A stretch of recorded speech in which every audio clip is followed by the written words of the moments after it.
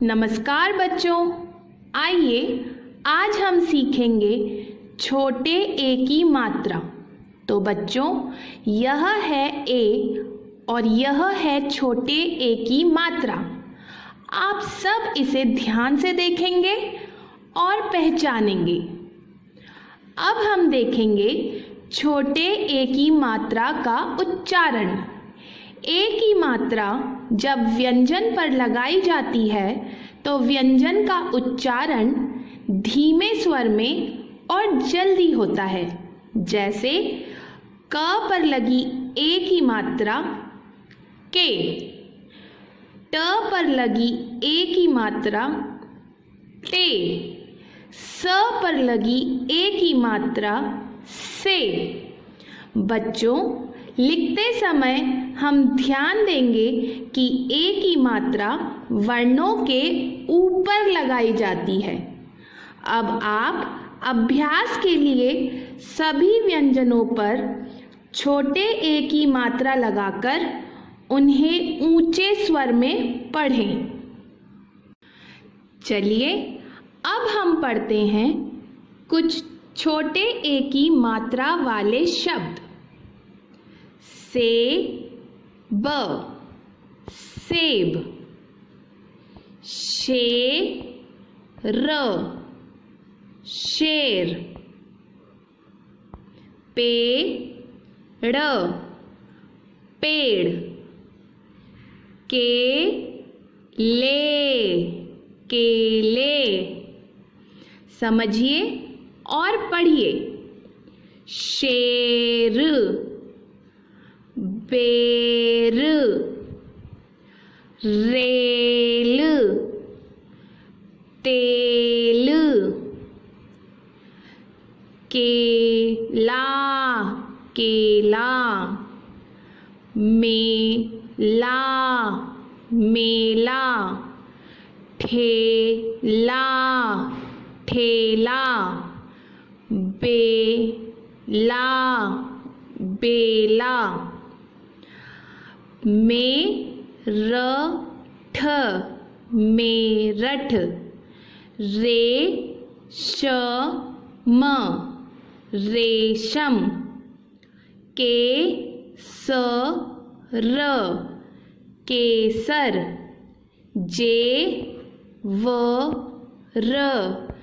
जेवर। चलिए अब पढ़ते हैं ए की मात्रा से एक कहानी। नाम है मीठे जामुन। सवेरा हुआ, सवेरा हुआ, रेशमा केशव मिले, रेशमा केशव मिले। रमेश जामुन के पेड़ पर चढ़ा, सबने मीठे जामुन मज़े से खाए। तो सवेरे का समय था, रेशमा और केशव मिले। रमेश जामुन के पेड़ पर चढ़ा और सब ने जामुन तोड़कर मीठे मीठे जामुन के मज़े लिए।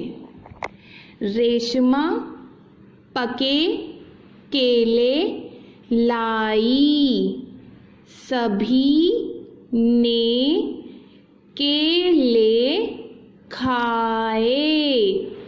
केशव ने छील के सड़क पर गिराए, केशव ने छिलके सड़क पर गिराए।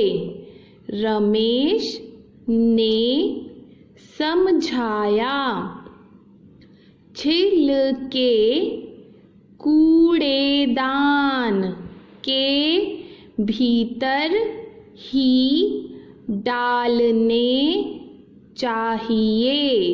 छिलके कूड़ेदान के भीतर ही डालने चाहिए।